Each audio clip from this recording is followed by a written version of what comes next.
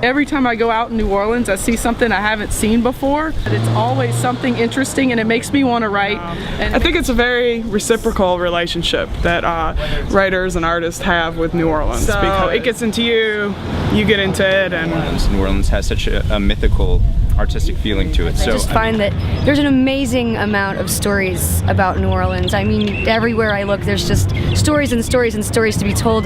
Welcome to Storyville.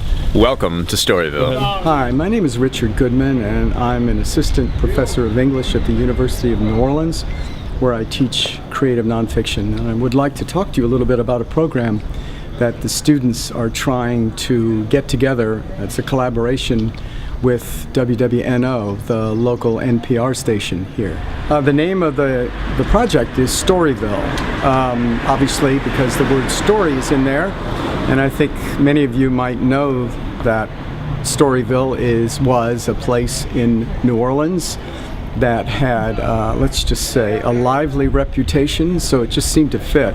The idea would be for the students to write original pieces, relatively short pieces about New Orleans, and then they would read them on the radio, on NPR, and they would also be posted as podcasts. It would give the students an entirely new dimension of exposing their work to the public. Hi, I'm Paul Mawson, General Manager of WWNO 89.9 FM here in New Orleans. And you know, New Orleans is a place with a story around every corner, and we hope through this project to be able to tell just a couple of those stories, not only for people here in New Orleans, but all across southeast Louisiana and worldwide via WWNO.org. So we're very excited to be part of this project. Our goal is to raise $3,000, which we'll use. Your money is going to go towards the production costs of knocking out like 12 really awesome audio stories that we're going to do. We're also going to have a website specifically created for this project, which is going to be great, and also we're going to be able to bring in some staff, you know, to help us create these audio stories. The idea is through a collaboration with our producers and our online web designers and webmasters that we can create a product that people can hear, they can listen, they can experience online and through the radio, and in working with the students, helping to tell the stories that happen here in New Orleans.